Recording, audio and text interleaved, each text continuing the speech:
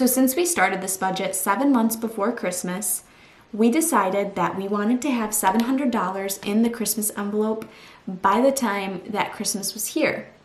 But I do have an envelope for Thanksgiving, Halloween, birthday parties, Valentine's Day, 4th of July. We just kind of had to come up with an amount by tracking our expenses. So this is the sinking funds page. It has all the categories.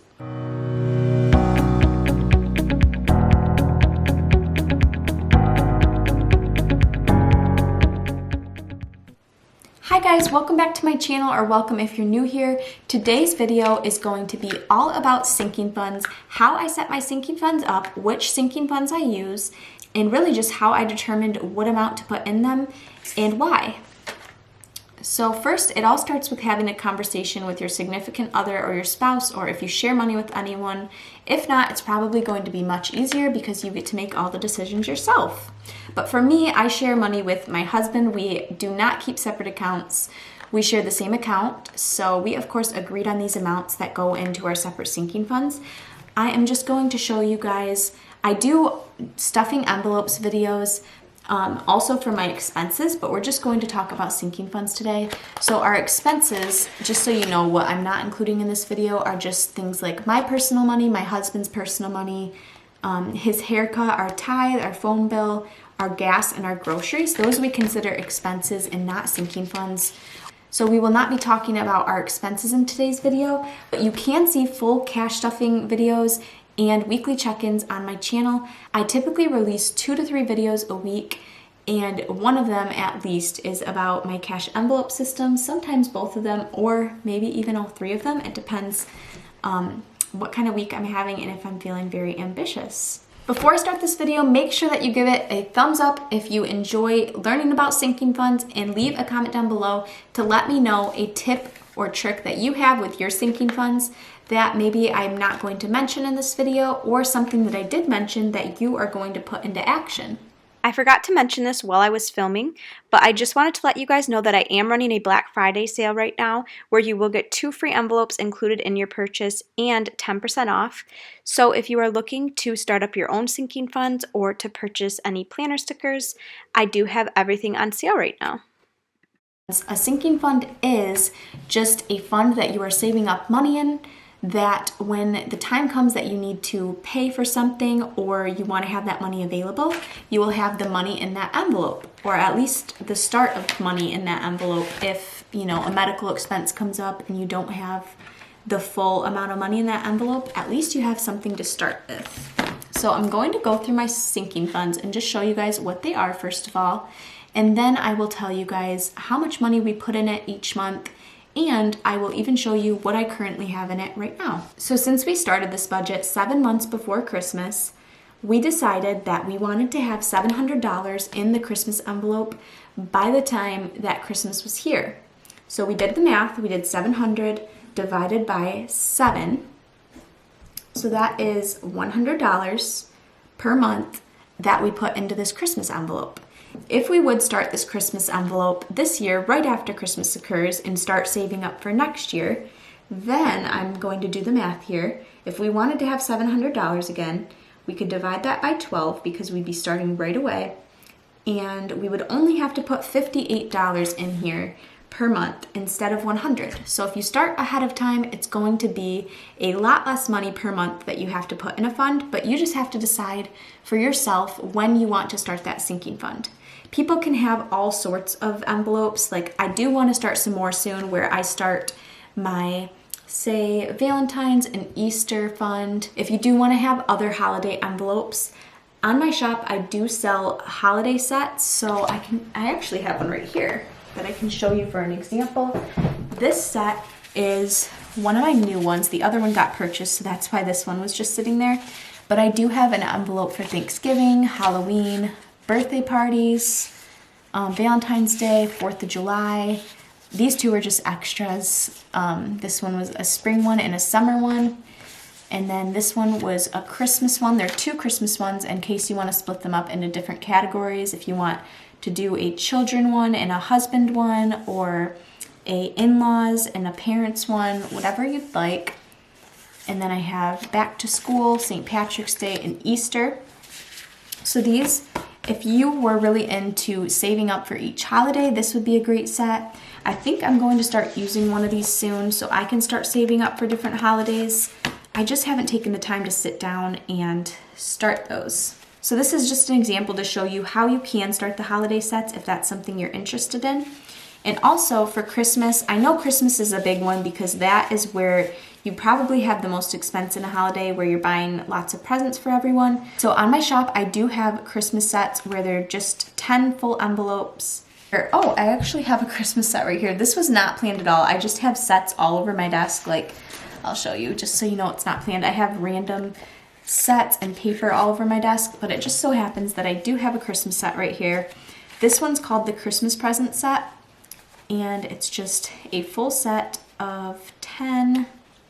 So that's how we decided how much to put in our Christmas fund. So right now, since it is the second week in November, we have $100, $200, $300, $400, and $30 saved up so far for Christmas that we will be able to use towards Christmas expenses. And by the time Christmas is here, we will have $700 in here to use. And even if we do end up going over our budget, because I'm not saying that we're going to be 100% perfect, we're hoping to stick to the $700 budget.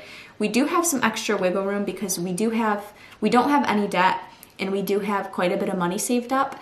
So we're not 100% strict on our budget like some people are and some people have to be, but we do really try to stick to this, and it has been saving us a lot of money. So even if we do go a little bit over in our Christmas fund, at least we have $700 built up that we didn't have to worry about. Everyone is a different way about their budget depending on their financial situation and what they need to do. Another envelope that we have for our sinking funds is our birthdays. So in this one, we were saving up for mine and my husband's birthday. Our birthdays are both, they're one right after another. Mine's in October and my husband's is in November. So we saved up a total of $350, and we saved up $38 per pay period. So let me do the math quick. So that's $76 per month. We started saving up for our birthdays, I think it was 4.5 months before our birthdays occurred. So how we did the math is we just added up. We wanted $350 to be saved up for our birthdays, and we divided it by the number of months that we had to save up for it, and we saw how much we needed to put in it per month. And then after you find out the amount you need to put in it per month, you need to figure out if you're going to be stuffing it for all of your pay periods or only one pay period a month. Some people stuff a certain amount of their envelopes the first pay period and a certain amount the second pay period, or maybe you have 4 pay periods a month. Everyone's schedule is different, so it kind of has to be tweaked a little bit for everyone, but that's just how we did it. We get paid twice a month, so that's how we did it. And then we have saved up, so we already took out $150 for my birthday because my birthday is already over with. So now we have left for my husband's birthday, which is in a couple weeks, $50, $70, $80, $90, $110, $15, $16. So $116, and we still have one more stuffing before. So that is going to get us to $154 to be exact. So we'll have the perfect amount that we need, and we didn't have to come up with this money for our birthdays or put it on a credit card or just, a debit card, just to come right out of our checking account. It's all in here. So this has been really good for us. I will do the next ones together because these ones kind of go together. I'll show, we had my daughter's birthday, but her birthday is already over, so we no longer have to be stuffing that. So we started Bryn's birthday fund, I think 5 months before her birthday. So we saved up $200 for her birthday total. So we put in $19 a pay period, which added up to $38 a month. And that's how we did the math. So you just have to do the same type of math that I was just talking about the last time. I don't want to repeat it too many times because I was just saving this envelope because I think we're going to start saving for her birthday again soon. And since we're saving for it so early this time, we might only have to put like $10 a pay period in or something small like that in order to save up for her birthday next year. We just have to figure out what amount we want to save up for her birthday and then do the math of how many months we have. So the next two are self-care and toiletries, and we do $25 a pay period in each one of these, so $50 a month. And that's just the amount we came up with. So these ones, since there's not a specific goal in mind of we want to have this much a year in this envelope, we just kind of had to come up with an amount by tracking our expenses. So what we did is a few months, well actually no, I think it was less than a month before we started the budget, we just kind of looked at our credit card statements and our debit card statements, and we just tracked what we spent our money on and figured out an amount that's not always perfect. You don't always stick to the $25. Say you have to splurge and you have to buy toilet paper because you ran out.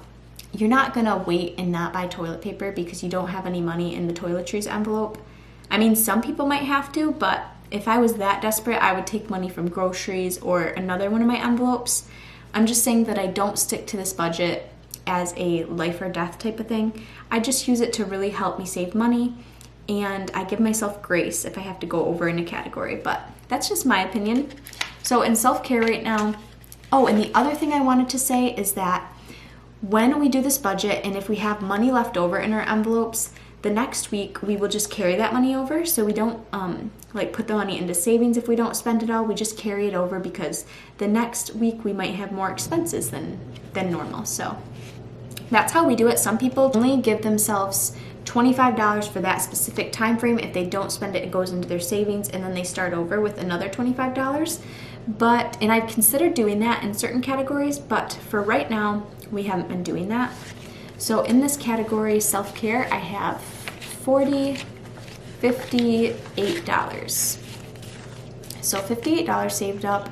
And self-care is like a haircut, makeup. Those are the main two things I spend it on for myself. Once in a while, I would use it for shampoo or something like that if I didn't have any money in toiletries. But I am saving up for a haircut right now. Well, I have plenty in here for a haircut. And that's what's going to come out of here. So that's why I didn't want to put money back into my savings, because a haircut is going to cost me around $25. And if I need something else that pops up in that time, I don't want to not have that money in this envelope. Sorry if I'm rambling, but I'm just trying to explain to the best of my ability.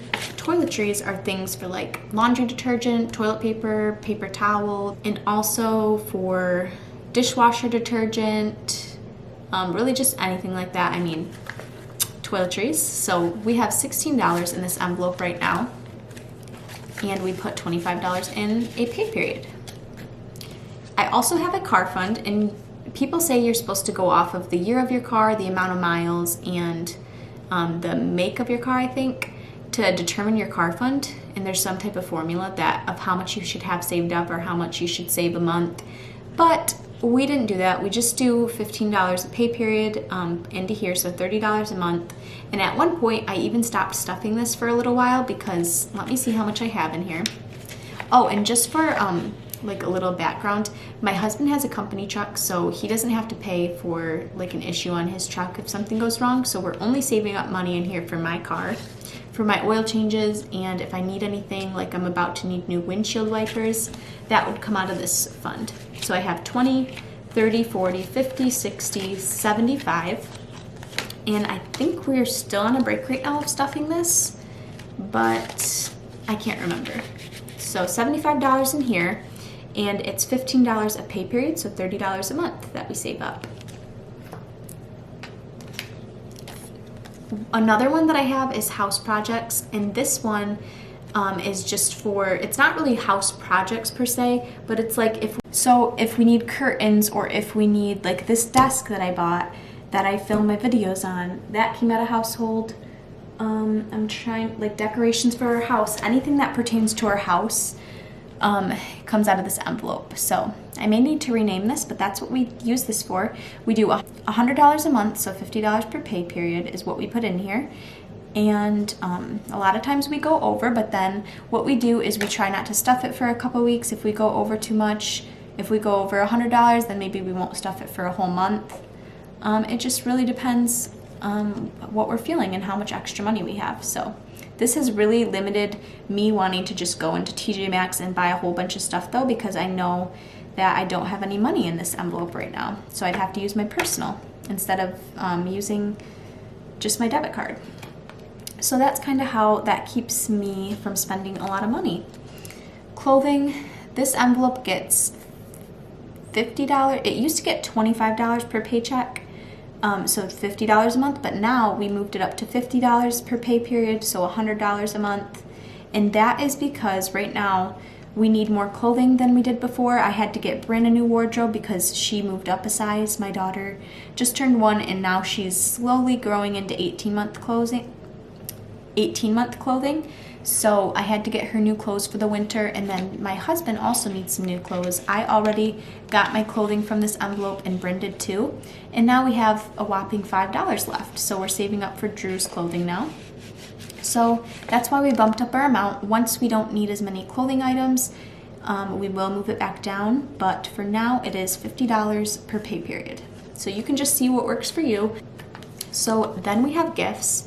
And for gifts, what we did, this one is a little bit more, this took a little bit more planning. So what we did is we added up, make a list of all of the gifts you think you're going to have to buy. So some of these ideas would be your sister's birthday. Like I'll name some of mine right now. My sister's birthday, so I have 2 sisters and I have 2 brothers, their birthdays. My husband has 1 sister and 1 brother. I have 2 parents, my husband has 2 parents, so their birthdays. Also, not Christmas, none of the Christmas gifts come out of this because we have a separate Christmas folder. So this is just for birthdays, and our birthdays don't come out of this either because we have a separate envelope for our birthdays and Bryn's birthday. So this is for family birthdays and other family gifts, or also since we don't have holiday gifts right now, this would be for like Valentine's Day and Easter, gifts like that, or like a random birthday party that comes up, or a bridal shower, or a baby shower. This is for all of those events, a wedding present. So you really have to take into account how much money you think you will need to have set aside. How I did this is I listed out all of those events I just named, and I put next to it an amount of how much money I thought I was going to need at that time, and the dates of when those things are going to occur. So you know that you need this amount of money saved up by this time. For us, a lot of those birthdays I just listed out all take place in the winter or the fall. So we had all summer to save up. We barely spent any money out of here. So now we have $222 that we've been saving because we are about to spend the majority of this. And we put $38 a pay period into gifts. So that is $76 per month that we put into gifts and we save up. Next, we have entertainment. Entertainment we have changed multiple times. It was, I think, $25 per pay period, but we moved it to $50 per pay period, which, as you're probably noticing, is happening to a lot of our envelopes. And that is just because we have extra income now with me making a little bit extra on my Etsy shop and my YouTube channel, and we have a little bit more flexibility. So, and my husband is also a real estate agent on the side, so he has been making some extra money that we are able to add to our budget. But entertainment gets, right now it doesn't have anything because for the first time in a long time we have overspent in this envelope. But that is okay because next pay period we just won't stuff it as much because we overspent by like $30 or something. So it gets $50 per pay period. We do have medical. In medical, we stuff with $60 a month. Right now, I have $67, it looks like, in this envelope. So I'm doing good right now. This envelope was a sinking fund that I did have to calculate just like any other one. I just added up the amount of money I had to have. I think it was like $155. And I divided it by the number of months I had to save up for it.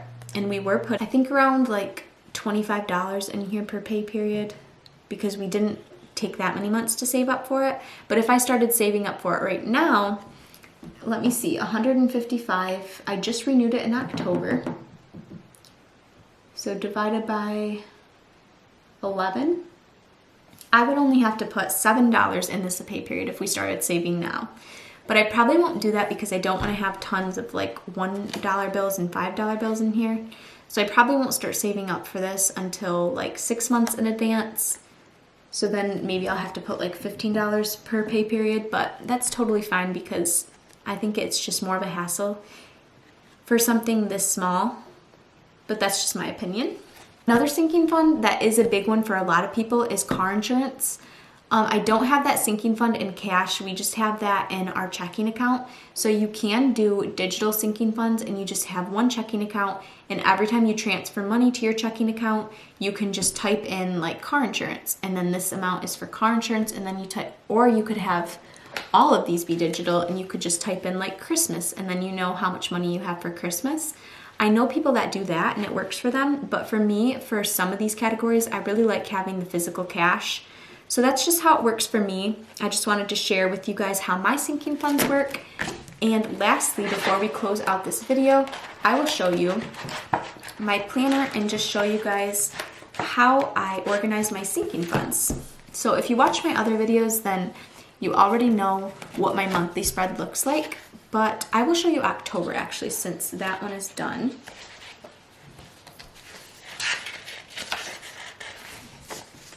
So October's calendar looks like this. I track my expenses on here. When I spend money, I write it down on a sticker and put it down on the specific day, and then I can also track the days that I don't spend money. And my stickers are coded to the certain color for that category. So that's kind of how I organize my expenses. And then for my sinking funds, what I do is whenever I spend money out of my sinking fund, I write it down in my transaction log with the date, the category, the description of what the money was spent for, and the amount. And then this is the page that I track my sinking funds on. So this is the sinking funds page. It has all the categories of my sinking funds wrote down. It has the starting balance for that month. So when we started October, this was the amount of money I had in each envelope. And then it has an addition column for anything that I added over the month. So for example, entertainment, I added $100 that month. So I wrote $100 down.